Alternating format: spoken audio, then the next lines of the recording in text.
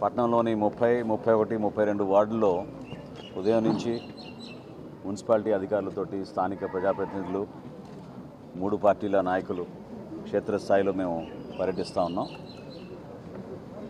ప్రజల దగ్గరికి వెళ్ళినప్పుడు ఎక్కువగా మేము అందిస్తున్న సంక్షేమ కార్యక్రమాల గురించి పూర్తి స్థాయిలో సంతృప్తి వ్యక్తపరచడం జరిగింది. ఒక విధంగా చెప్పాలంటే ఇన్ని ఆర్థిక ఇబ్బందులు కూడా గౌరవ ముఖ్యమంత్రి గారు చంద్రబాబు నాయుడు గారు, అదేవిధంగా రాష్ట్ర ఉప ముఖ్యమంత్రి పవన్ కళ్యాణ్ గారు సమన్వయపరుచుకుంటూ ప్రభుత్వంలో అటువంటి లోటు లేకుండా, ప్రజలకు ఎక్కడ ఇబ్బంది కలగకుండా క్షేత్రస్థాయిలో లబ్ధిదారుని గుర్తించినప్పుడు అర్హత ఉన్న ప్రతి ఒక్కరికి సంక్షేమం ద్వారా ప్రతి నెల మనం అందించే సుమారు 3,000 కోట్ల రూపాయల ఆర్థిక సాయం పెన్షన్ల ద్వారా ప్రజలకు చేరుతోందనేది ఒక సంతృప్తిని ఇచ్చింది ఈ రోజున. అదేవిధంగా అభివృద్ధి కార్యక్రమాల్లో క్షేత్రస్థాయిలో ఉన్న రోడ్ల విషయంలో కానివ్వండి, సైడ్ కాలువల విషయంలో కానివ్వండి, మరమ్మతులు చేయాల్సిన ప్రాంతాల్లో ప్రజలు మా దృష్టికి తీసుకొచ్చినప్పుడు ఆల్రెడీ మేము ఒక ప్రణాళిక సిద్ధం చేసుకుని ఈ 31వ వార్డు అమరావతి ప్లాట్స్లోనూ, అదేవిధంగా 30 వార్డులో గతంలో చేపట్టిన కొన్ని ప్రధానమైన కాలువలు స్టామ్ వాటర్ డ్రైన్ ఏదైతే మనం చేసామో చెంచుపేట బ్రిడ్జ్ దగ్గర నుంచి మనం జేఎంజే కాలేజ్ వరకు, వీటన్నిటిని కూడా ఇంకా మౌలిక సదుపాయాలు కల్పించాలని తపంతో పనిచేస్తున్న వివిధ శాఖల్ని సమన్వయపరుచుకుంటూ ముందుకు వస్తూ ఉన్నాం. ఈ ఒక్క ప్రాంతంలోనే దాదాపు 10,50,00,000 రూపాయలు మంజూరు చేశాం. వర్కులు వివిధ దశలో ఉన్నాయి. చేయాల్సినవి ముందుగా మేము సిపిడిసిఎల్ నుంచి కరెంటు సమస్య ఎక్కడ లేకుండా, వోల్టేజ్ సమస్య ఎక్కడ లేకుండా ఒక యుద్ధ ప్రాతిపదిన ట్రాన్స్ఫార్మర్లు మార్చుకునే విధంగా ఈ రోజు నుంచే కార్యక్రమం మొదలు పెడతాం.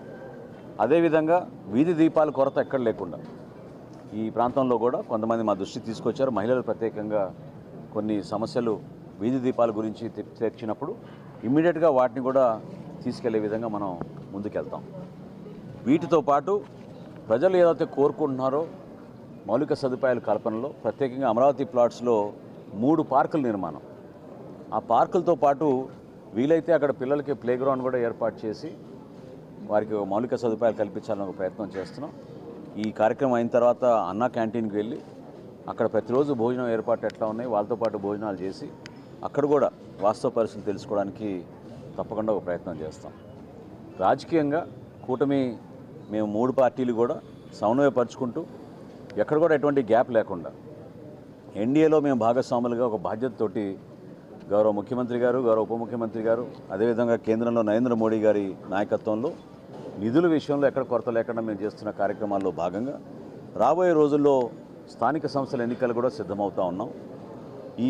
ఈ కోణం నుంచి మనం చూసినప్పుడు ప్రతి ఒక్కరికి ఒక అవకాశం కల్పించే విధంగా, ఎక్కడైతే స్థానికంగా నాయకత్వం ఉందో ఆ నాయకత్వాన్ని బలోపేతం చేసే విధంగా ఇక్కడ ఒక మాట మాత్రమే మీకు మీ దృష్టికి తీసుకొస్తున్నాను. ఎందుకంటే ఉదయం నుంచి చాలామంది నన్ను ఫోన్లు చేసి అడిగారు, ఒక పత్రికా వార్తలు వచ్చినాయని. వివిధ మాధ్యమాల్లో కానివ్వండి, పత్రికల్లో వచ్చిన విషయం కానివ్వండి, పవన్ కళ్యాణ్ గారు రాష్ట్ర ప్రజలను దృష్టిలో పెట్టుకుని సార్వత్రిక ఎన్నికలప్పుడు అవసరమైతే మనం తగ్గుదాం,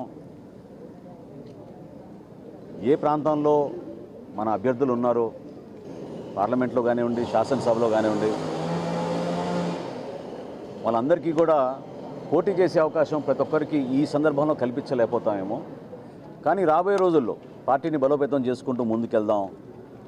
2024లో జరిగిన ఎన్నికలు మాత్రం ఓటు చీలనివ్వం అనే మాట ఆయన ఇచ్చినందుకు దాన్ని గౌరవించుకుంటూ ఎక్కడ కూడా పొరపాటు లేకుండా ఆయన నిలబడ్డారు. సో కూటమిలో మేము 4 అడుగులు వెనకేసినా కూడా అది కూటమిలు బలపరచడానికి ఎన్డీఏ భాగస్వాములుగా మేము ఒక బాధ్యతతోటి ముందుకెళ్ళాం తప్ప, అది ఈ రోజున కూడా స్థానిక సంస్థల్లో అదే రీతిలో ముందుకెళ్తున్నాను అనుకోవడం అది పొరపాటు. కాబట్టి జనసేన పార్టీలో ఉన్న మా నాయకులు, కార్యకర్తలు వివిధ ప్రాంతాల్లో మేము పర్యటించినప్పుడు వాళ్ళందరికీ కూడా రాబోయే రోజుల్లో కూడా మీకు పోటీ చేసే అవకాశం కల్పించడానికి కోసం తప్పకుండా మీ నాయకత్వం బలోపేతం అయ్యేటట్టు మీరు క్షేత్రస్థాయిలో పర్యటించండి, నిలబడండి. పవన్ కళ్యాణ్ గారు కోరేది కూడా ఒకటే, యువత ముందుకు రావాలి, మహిళలు ముందుకు రావాలి, రాజకీయంగా అందరికీ మనం చక్కటి అవకాశం కల్పించాలి. అటువంటి అద్భుతమైన ఒక వేదిక కష్టపడి జనసేన పార్టీ నిర్మాణం చేసినప్పటి నుంచి కూడా ప్రజల పక్షాన్ని నిలబడి పోరాటం చేస్తూనే ఉన్నారు. కాబట్టి అప్పుడు వర్తించిన ఫార్ములా ఈరోజు కూడా వర్తిస్తుందనే వార్త ఈరోజు వచ్చింది. అది కరెక్ట్ కాదు.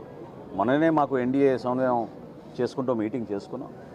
సో రాబోయే రోజుల్లో మన బలబలాలని బట్టి, మన నాయకత్వాన్ని బట్టి, ఏ మున్సిపాలిటీలో ఏ జిల్లాలో ఎక్కడ మనకి నాయకత్వం బాగా ఉందో వివిధ పార్టీలని సమన్వయపరుచుకుంటూ Telugu Desam party, Janasena party, Bharatiya Janata party మూడు కూడా ఒక బాధ్యతతోటి క్షేత్రస్థాయిలో నిలబడిన నాయకత్వాన్ని గౌరవించుకుంటూ వాళ్ళకి అవకాశాలు కల్పించుకుంటూ తీసుకెళ్లాల్సిన అవసరం ఖచ్చితంగా ఉంటుంది.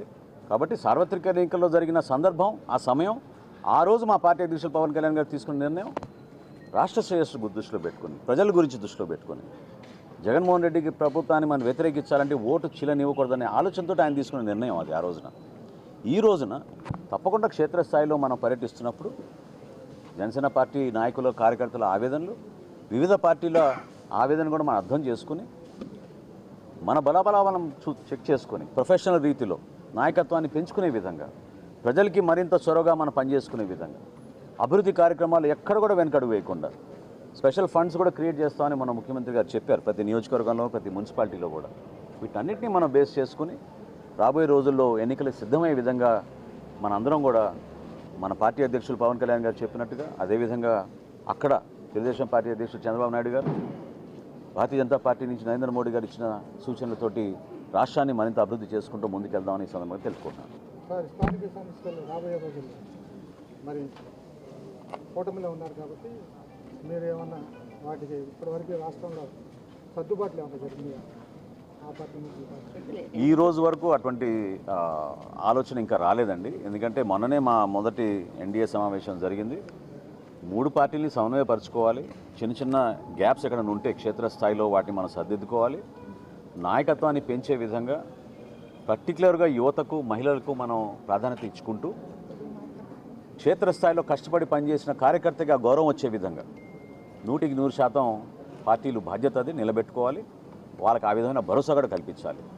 కాబట్టి రాబోయే రోజుల్లో తప్పకుండా ఒక ప్రొఫెషనల్ విధానంలో క్షేత్రస్థాయిలో పనిచేసిన మన కార్యకర్తల, నాయకుల్ని గుర్తించి ప్రతి జిల్లాలో కూడా కమిటీలు వేసుకుంటున్నాం, సమన్వయపరుచుకుంటూ. ప్రతి పార్లమెంట్కి ఒక కమిటీ వేస్తున్నాం. ఆ సమన్వయపరుచుకున్న తర్వాత ఆ వివరాలు బేస్ చేసుకుని ఎవరికి ఎటువంటి పరిస్థితుల్లో మనం ఎవరికి సీట్లు ఇవ్వగలుగుతాం, ఏం చేద్దాం, సెలక్షన్ ఎట్లా ఉంటుందని దానిపైన మేము చర్చించుకుంటాం. Thank you.